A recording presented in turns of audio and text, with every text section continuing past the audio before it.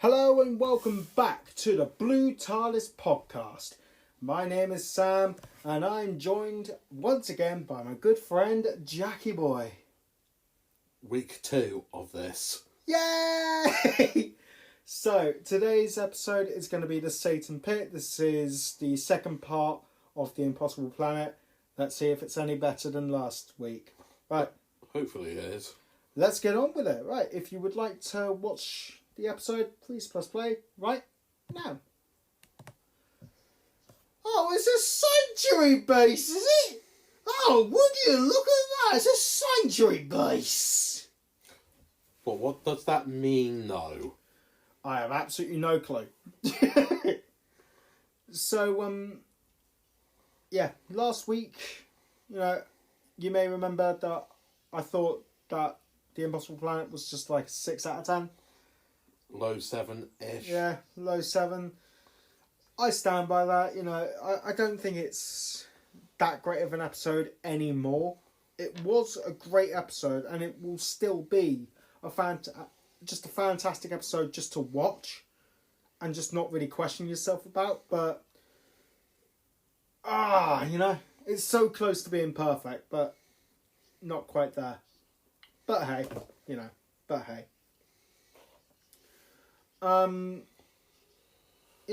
good news is, though, we're going to watch The Satan Pit. And what a letdown on this cliffhanger. Oh, it's such a fucking big old letdown, especially showing the title sequence as well, yet building up even more expectation, just like Parting of the Ways, by the way. Right?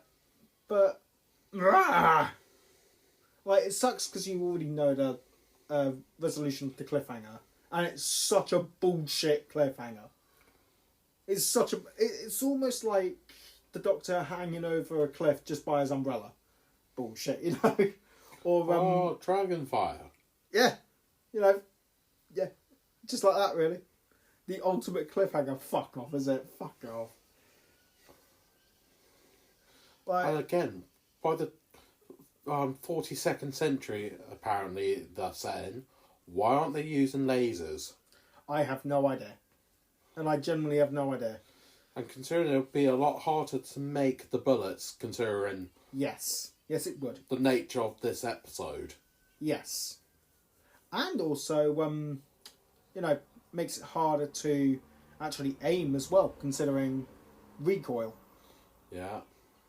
But, hey-ho. If you've got a machine gun, you're fine. Now, I will say, the pace of this episode already... Oh, no, not another red shirt. Oh, no, red shirt. Oh, no, such a shame. The pace of the episode already is faster than what it was last week's. And it just is. But probably not really saying much, because last week's was just a slog. Well, that's always going to be the way with multi-parted stories anyway. True, the first half is always set up, second half is more fun.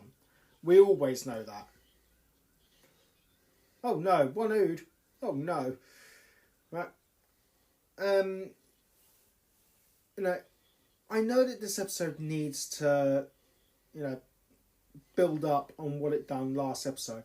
The character building, the world building, everything was right in the first episode. Everything. This episode, none of that. There's literally none of that. Right? Granted, it could be better, but, I don't know.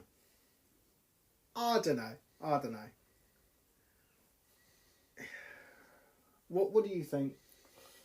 Or what do you remember of this episode, I should say? Well, I remember obviously the pit was a letdown. Yeah. From the first 5 minutes of this. Because of the cliffhanger, really? I waited a whole week for nothing. It is basically an entire week for nothing, isn't it? It's not fun. It's not... a whole week just for nothing. I mean, at least put someone in a bed sheet with 2 eyes cut out, Yeah. Or have it be a member of the civilization they had hiding in that pit. On guard. Yeah. That would have been so much better. Say if that pit wasn't guarding the beast, it was guarding the civilization. That would have been so big of a twist. It's unreal. And it would have been. That would have shook everything up. And it actually would have done, in my opinion. Like, you know, that one pit, sure, is the home of the civilization, not the beast. Okay, let's go with that. Right? That civilization is guarding something that does contain the beast. And the beast is nowhere to be seen. And he hasn't been seen for millennia. Yeah, and now he's started to rise up again. Right? The civilization there, right, is stopping the beast from becoming all-powerful again. That would have been so much better if everyone thought that the beast was in the pit, but no. It was the civilization, it's the guards. That would have been better and would have been much, much more... Whoa, okay. Wasn't expecting that. And obviously with the symbols as well. Yeah. You know, obviously their language. You know, like, yeah. Didn't you read the message? Don't come down. Yeah, don't come down. Do not enter any, like... If you hear us screaming, do not come. Yeah. You know, like, just say that I can't translate the language. No one can. No one can. So, we're curious. And all of a sudden it would have changed the entire story from a simple base on the siege, which is happening up there, but yet down there it's more personal and intimate. That would have made for such a dynamic twist in the episode, which I don't think, which I honestly got to think would have made it even better. And it makes it more creepy. Yeah. When Toby was possessed earlier with the symbols. Yeah. You know, like, knowing what it would say. Yeah. You know, but no, we got nothing of that. No. That's what I think should have been in the pit. The Guardians. That would have been so good. It would have been such a good twist. But no, nothing. Or like, you know, not, maybe not in the pit, but maybe surrounding it. You know? Like they come out of all the caves or something like that. Right? But even then it wouldn't make, I don't know. But something to do with that. I would say it's civilizations. Jack, you know this part, don't you? Oh yeah, you're... So, what I'm going to do, and I've never done this before, but I'm going to put in the audio from my own video, potentially in this. If you remember. If I remember to do it. So, yeah. Either that or I'll just put it right at the end as a little treat for you. But, yeah. My audio for this, when I used to do SM skits, this was one of the first ones I'd done. It was so funny. I just used Google Translate to it. It was brilliant. And like, it's got one of the best lines of dialogue ever in a Doctor Who episode. One of the best. I think you know it as well, don't you, Jack? Don't say it. Don't say it. Actual BBC dialogue. Yeah, it's actual BBC dialogue.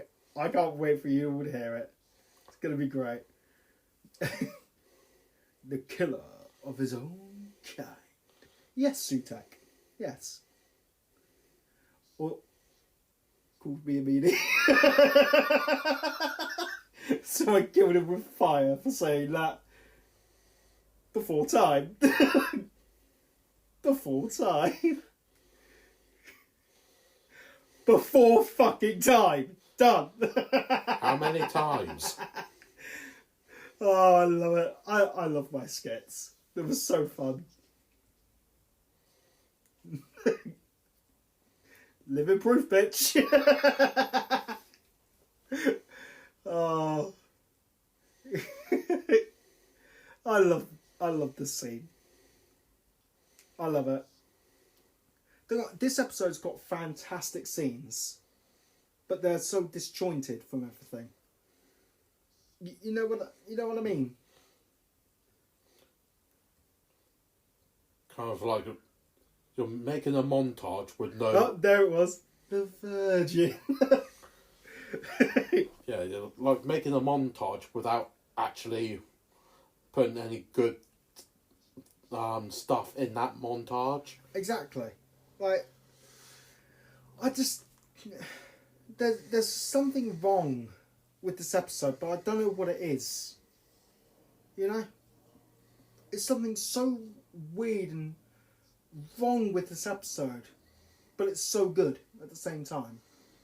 You know, like half of it is really fucking good. The other half can go away. Like the other half simply doesn't matter. And yet, the second half of this, the second parter, right, is a basic base undersea story. But getting to that point is such a slog because you've got to sit through about an hour of just nothing essentially. Just the Doctor and Rose going on a spaceship, not even a spaceship, just a random place, right? IKEA cupboard, there you go, right? And like all this stuff there is fine and all, but if that was the whole episode, it will fail because of it. And The Impossible Planet really didn't do that well. Like, for me at least, because it was just basically talking the entire episode and not doing anything. And this would kill them. Oh yeah, definitely. If it's essentially, 10 miles of rope? Yes. And also, like, don't get me wrong. Don't get me wrong. 10 miles of rope going all the way down, and the force of the impact going all the way up, it would have covered them in dust as well. Just saying. Or at least sent them back a little bit because of the sheer force of it. But, you know, it's space. It's space. Who knows? Who knows anymore? I don't know anymore. But back onto what you're saying, I'm just grateful for this. It's in a classic style, otherwise the first part will be at least 4 parts to get to where we currently are. Yeah, true. You would have a subplot for every single person there, and not one of them is interesting. That's one thing I have a problem with this episode as well. All the characters are somewhat uninteresting. Like, there's not one thing about them that you would realistically remember. Not really even their name. Apart from what the beasts say. And obviously the possession over Toby. Yeah. Apart from that, what else can you realistically remember of these characters? You can't. Right? Anyone can push the buttons here. Like I said in the previous episode, these are so generic for characters. They could literally just be anyone.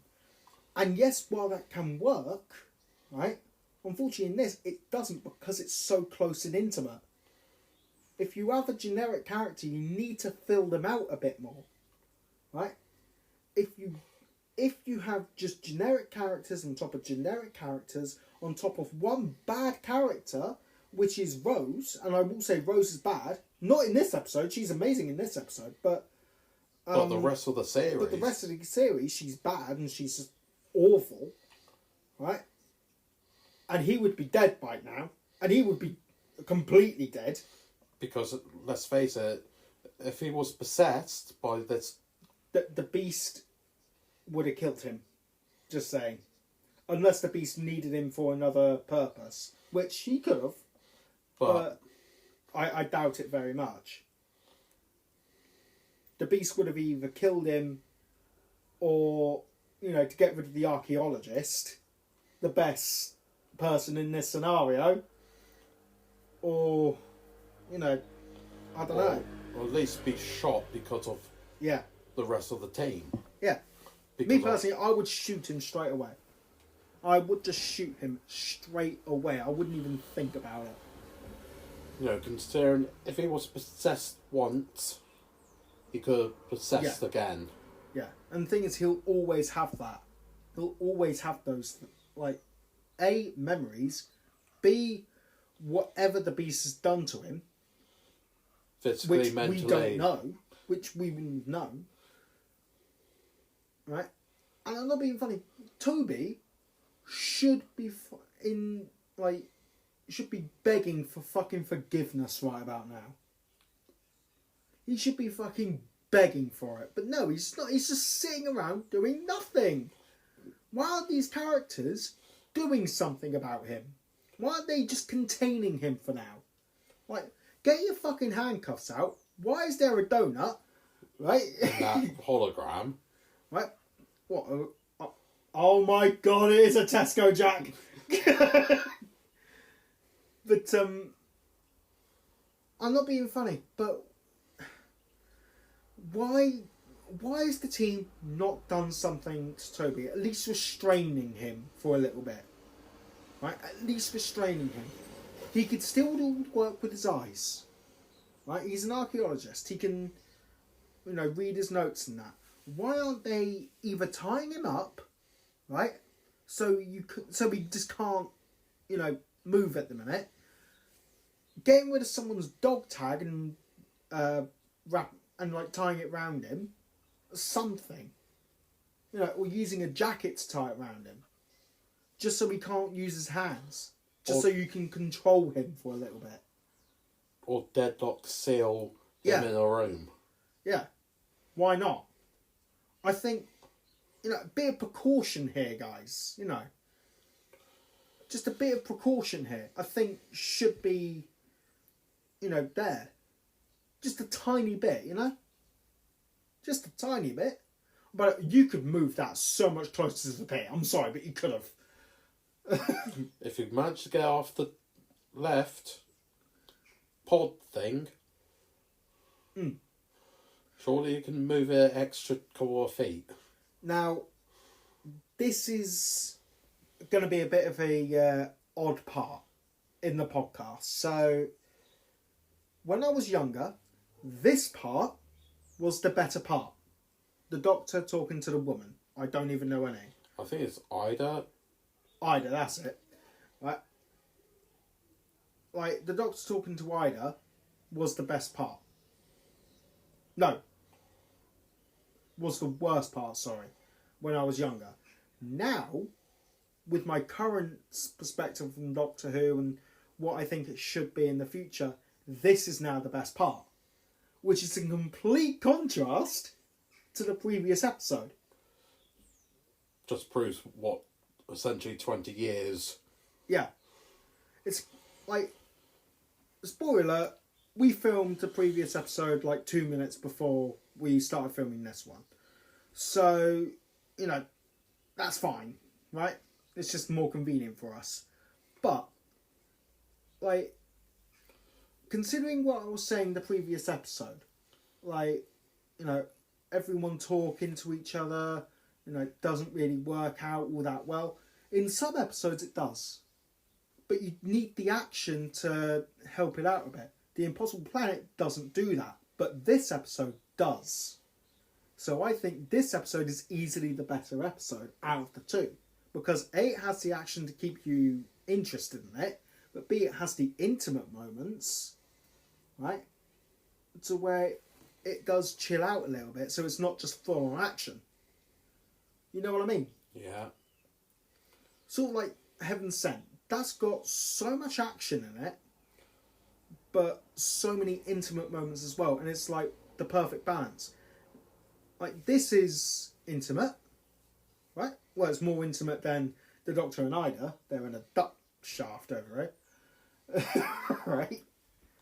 And a pit within a pit. And a pit within a pit. And I love how the sort of roles do reverse in this episode. Like, these guys start off all action-packed and everything and then turn into intimate. the Doctor and Ida start off intimate and then turn to action-packed. That's just good, a bit of like yin and yang sort of thing, if that makes any sense to anyone. Yeah. The problem is I have with it, you know, there's just a lot of things that I think, you know, it could be better, but, you know, those are minor things compared to last episode. Like, last episode, a lot of things could have been better. This episode is only like, what if this happened? What if this happened? You know. And there's nothing wrong with what if stories. It's just... Yeah. There's absolutely nothing wrong with what if stories. One of my favourites is a what if story. It's Bad Wolf Parting of the Waves, where that is quite literally a what if. It's the Doctor's consequences. But, you know, I can't even remember his name. I think it's Mr. Jefferson, I think. Mr. Jefferson, Mr. Jenkins... But something like that, Mr. J. Either way, it's generic. Right? And Not even getting a first name. Yeah. I mean, he ain't even got a name tag. You've got no chance. He's got a dog tag instead. But, don't get me wrong. When I was younger, I absolutely loved this episode. And to be fair, I still love this episode even today. I think it's a great episode. But there is no denying that these two episodes combined have aged. And in my honest God opinion, poorly as well. Well, it's a series 2 episode.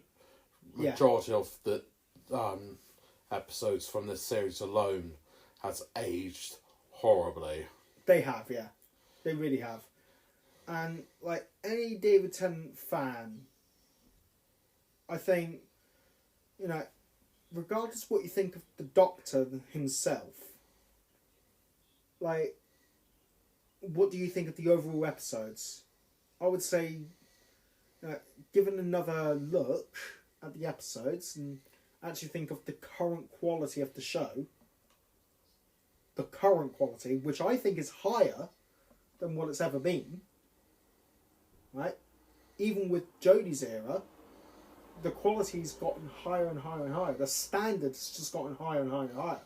And they naturally would do. And it naturally would do, because every single series has to outdo the other. Right? Otherwise it's just going to stagnate and die. And we don't want stale, old...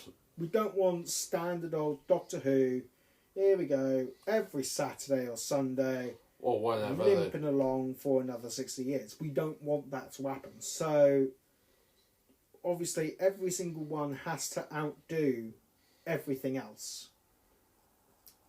And I would say, look, the current standards of Doctor Who, I think, have outgrown the Impossible Planet, but not outgrown the Satan Pit. If that makes any sense. Like, the current standard is quite high for Doctor Who, so... Well, it doesn't help with, obviously, Disney taking over now. It doesn't help with Disney taking over, and it also doesn't help that most of Jodie's era was actually decent, to be fair. Regardless what you think of the Doctor, regardless what you think of Chibnall, I don't care. Look at the episodes themselves. Right? Looking back at these episodes, they were decent. Right? Like, looking back, you know, get your prejudices out of the view, they're fine. Right? They're all fine. In fact, they're better now than what they were when they released. Right? And that's how it should get. They should get better and better and better. And I will say, how convenient. Oh yeah, that is very, very convenient. Sorry to cut you off there, but like, how convenient was that exit? Very convenient. Hey, look at that. He's still possessed. Shoot him now. And that transition, by the way, I love it. Although if it was done nowadays, it would be CG'd in. Yeah. Right, whereas this was just red contact lenses. But you know what? They still do the job. But they hurt hell though, contacts. Oh yeah, they do. Especially if you're not used to wearing them. Like me and Jack, we don't wear contacts. Like I wear glasses. And Well, you don't. So, yeah, we have no real need for contacts. But yeah, I know that they do hurt. And also, instead of dying by ood, would you sort of just bolt yourself instead of dying by ood? Just saying. Or would you just take one out? Because one out's not going to do much. Well, it depends how many are coming in. If it's only just me and this random bloody ood. Oh yeah, if it's just one ood, then by all means kill it. But if it's 3, 4, 5... Then I might as well just, kaboom. Take yourself out of the equation. There you go. Now, I love the art direction here. Right? And I know, completely changed the subject, Sam. Why not? It's what this podcast is famous for, after all. Completely changing the subject. But, yeah, I love the art direction and the visuals of this. Just a deep, dark black. No thrills, no fun, no nothing, just black. And that's... But what's causing the light source down here? Yes. No, there's lava down there. It'll be a molten core down there as a planet, so... Well, it depends on the planet. Yeah, true. Well, no, they showed it on the thing when they were drilling down. They were drilling down towards the magma core. But doesn't it explain why? You never know, either that 3 foot could have killed him. Well, I mean, it'll be a quicker episode. Whee! Bleh. Dun, dun, dun, dun, dun, dun, dun, dun. Now... Then jump down about 10. Jump down with me. I'll catch you. He lied. He lies. I mean... Oh, that's convenient. Like... I don't know. I just don't know. But it's funny how, when I was younger, this part was the worst part. And now, with my current taste in media, this is now my favourite, the more intimate parts.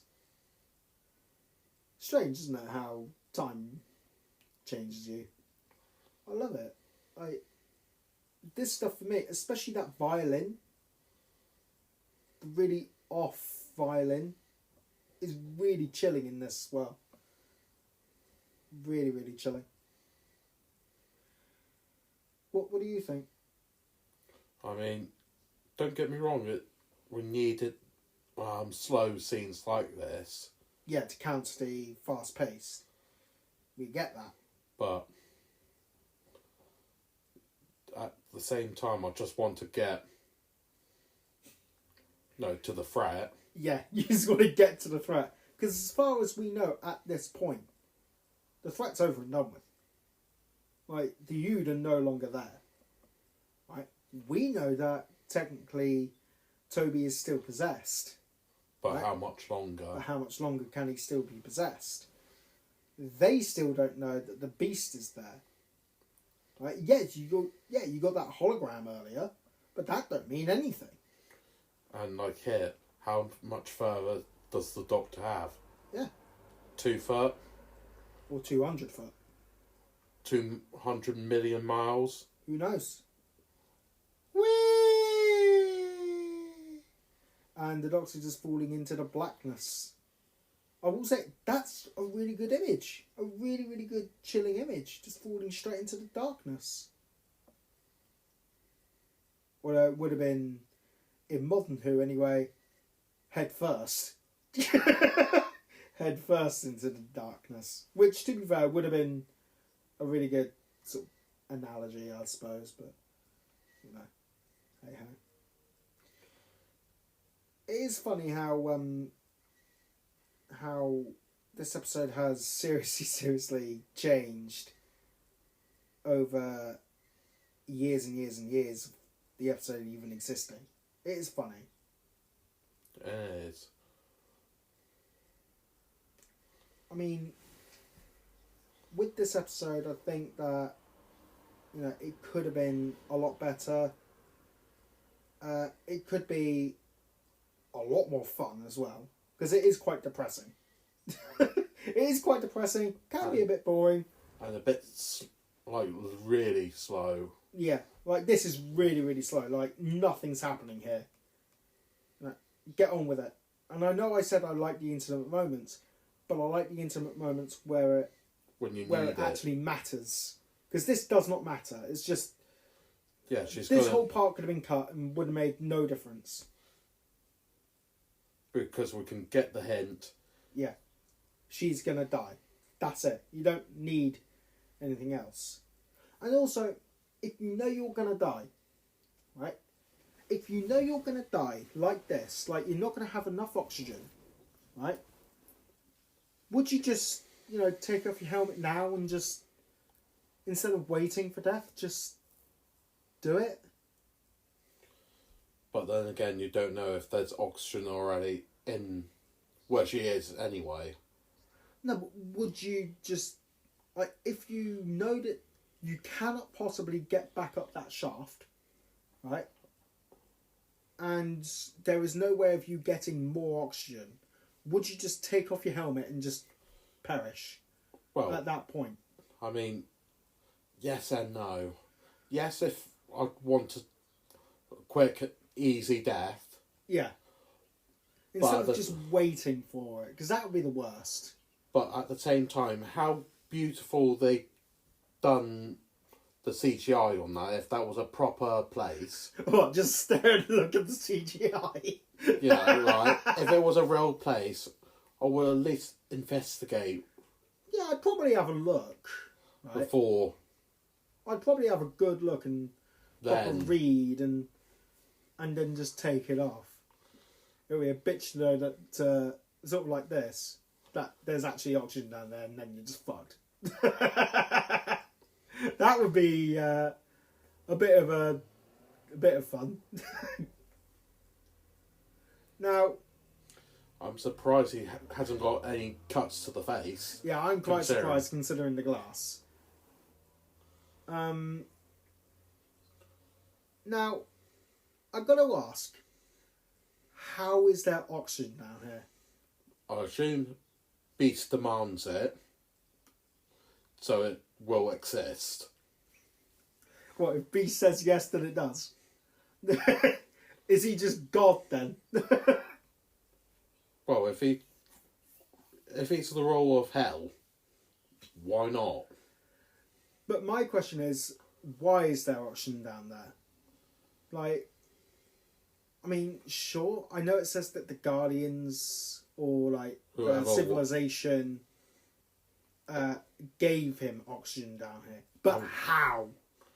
And how is he hearing this from at least 20 miles? Yeah. Let's say 20 miles down. Yeah, it's at least 10 miles down. That's how far the drill went down. So at least 10 miles. There is no way the Doctor would hear a rocket 10 miles away. Right?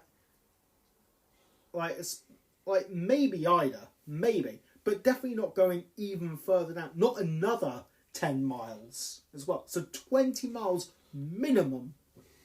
Right? At least 20 miles that we know of. Right? You would never hear a rocket 20 miles away. Ever. And you just wouldn't. Now, I love this. The Doctor just looking at the cave drawings of the Beast, and there we go. And then, well, he sort of just noticed something that I actually quite like here. Although I will say that the effects and the glowing look shit. But, you know, that's just... It always will be considered shit anyway. Say hello to a giant green screen monster. Which, by the way, right, completely off topic, but Shooter Gatwa, right, in a interview, he was asked what villain would you love to face one day, and he actually said the Beast. So I'm just saying, you know, Peter Capaldi got what he wanted. He wanted to face the Mondasian Cybermen again. So the Beast potentially returning, that would be cool. I would love to have another shot at the Beast, especially with upgraded graphics. That would be really cool. Because how can you kill a literal devil? You can't. I love the look of the Beast. Right? How it is all skeletal, you know? Yeah. And it's like a, I would say, child-friendly version of a devil. Yeah. Because they can't make it too scary. And they can't. I mean, I would love for them just to go as scary as they can possibly get. But then that will go into, like, Torchwood. Yeah. It would go into Torchwood. It would definitely be an 18+. You know, like, I would love screams happening all over the place. Like, this is quite literally hell that he's in. But that just isn't ever going to happen. I love and again, massive quotes here, but child-friendly devil that they've got here. It looks good. You know, he looks good. I mean, it's the typical devil look. He's got the goat horns, you know. He's got the skeletal face. He's red. And from that exterior shot of him earlier, looks like the goat, like legs. Yeah, like a very typical devil look, right? Now, granted, is it the most original devil out there? No. We've seen so many devils that look way better than this. But I'm not being funny. This is also a family show, so it can't go too far in one direction. So it has to still have the childlike imagination of it. And to be fair, even showing the devil would be a bit, you know, much for some people. Yeah. You know, especially if you're religious. You know, I can't even imagine. Of any religion. Yeah. Literally showing you a devil on the screen. Like, my God. You know, the balls on the BBC to show the devil on a primetime family TV show like Doctor Who is. The balls. And of course the Doctor's going to save the day. Hence why they don't show it for too long. And plus, main character immunities, of course he's going to escape and win the day. Of course he is. Of course. I will say it does have a really bullshit moment in this. Really, really bad bullshit moment. I mean, at the moment, this is the Doctor without any hope. He knows he can't get back up. Like, he knows. Like, he knows he won't ever be able to get back up to the surface to see Ida, let alone the rest of them. You know, he knows he's fucked. So he might as well fuck over the devil, you know? Oh no, not Rose. Doctor, she's not worth it, mate. You could do miles better than Rose. Trust me. Before and after her travels with him, you know? Exactly. Now, this is the perfect line for this. There we go. Perfect line. Just a sharp Rose. And you can tell that was also the devil. You can tell. How it was edited. Yeah. Oh, it's just... It's a very, very typical ending for this style of episode. It's very, very typical. It's just... And the typical 10th Doctor... Yeah. techno babble. Techno babble bollocks, you know, yada yada yada. I'm gonna get you, I'm gonna win.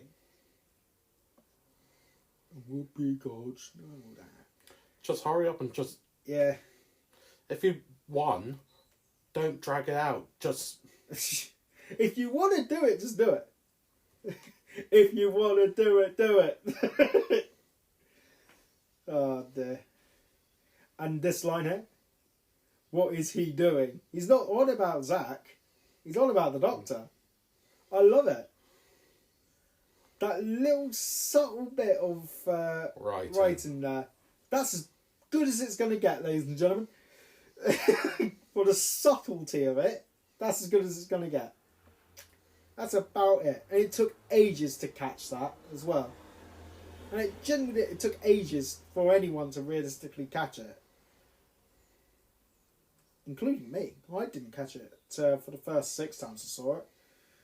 And of course... Is it me, or did he just look like he just saw Rose in the corner shop at one point, like... No, it looks... Oh yeah, that is her. It's like when they ask you... No, it's more like you give them a 20 and they're like, we don't accept cash. Like, what? Like, huh? I paid, why aren't you accepting? And legally they need to.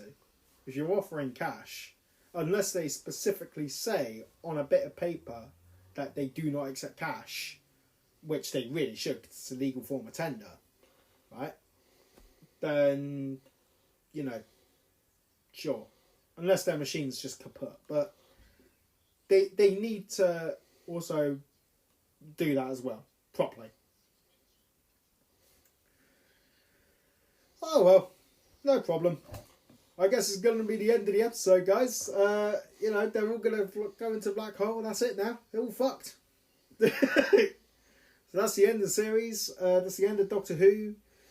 And with 3 more episodes after this. Yeah, it's such a shame, isn't it? Such a shame. Like, you really wanted this episode just to continue on and on and on and on and on. I will say it's a shame about the Ood. Because that's one last thing that the devil did. He let the Ood go. So they die as Ood. Which is so cruel. And bullshit. Fucking bullshit. It was an earthquake. And you're saying... And also, wouldn't it save itself? Yeah. As it is a sentient being, as the Doctor keeps on mentioning. Yeah. And also, as it's the devil, wouldn't the TARDIS simply fuck off? Like it has done several times. Yeah. I mean, it's quite literally the devil. It would go to the Doctor and get him the fuck out of there. Oh no, the music stopped. That was some bagging tunes there, Zach. Oh well.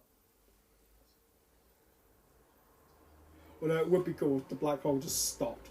It just closed. I just want to ask, how is the Doctor managed to get out? To be fair, the Doctor...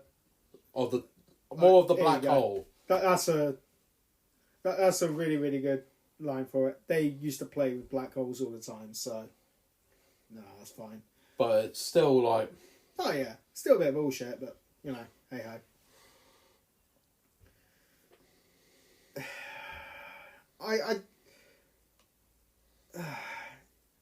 You're a Time Lord! A time machine! You didn't have time? Oh, it's another fucking Adric, isn't it? The Ood are basically Adric. Oh no. If only we had a time machine. You know, only they had a time machine. Shame I don't know anyone with that. Or a whole alien race. But hey.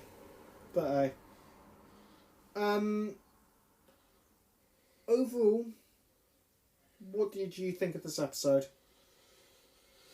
As its own part. Yeah.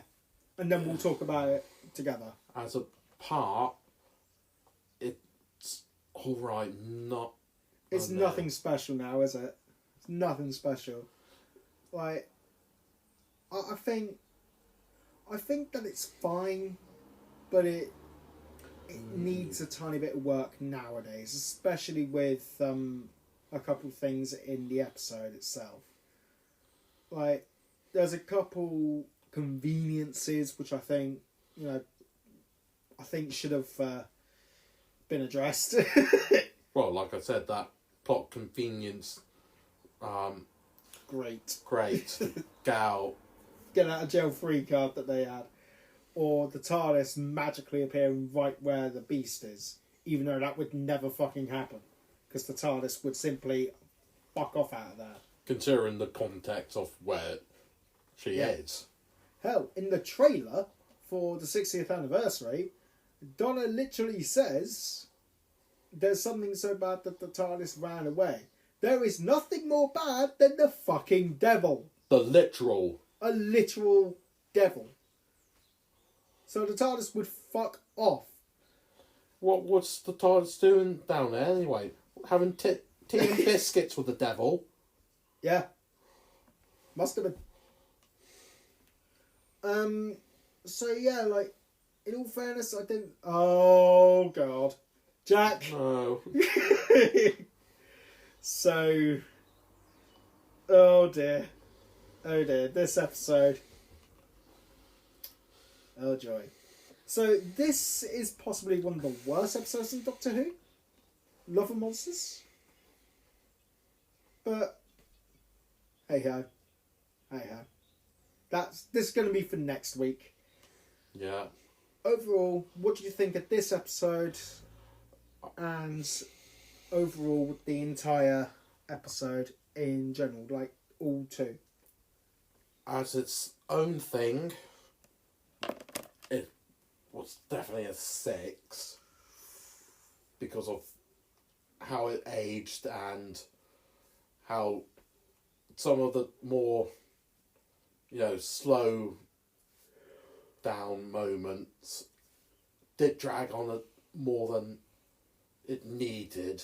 Yeah, I can definitely say it's aged quite a lot in the time that it has had. I would say that the episode itself is about an 8. About a 7, I would say. It's about the same as Impossible Planet, I would say, but maybe a tiny bit higher. So for you, probably another 7, but a high 7 this time. Or like a mid 7. I would guess, anyway. How about you? What would you say? As a whole, I would say it works out averagely like a mid 7. Yeah. I would say on the whole it's about a 7. It's above standard, but you're not missing much. Not missing much. Anyway, that's going to be it for today's episode. Thank you very, very much for watching, and we shall see you next week for Love and Monsters. Joy. Oh, joy. I shall see you soon. Goodbye.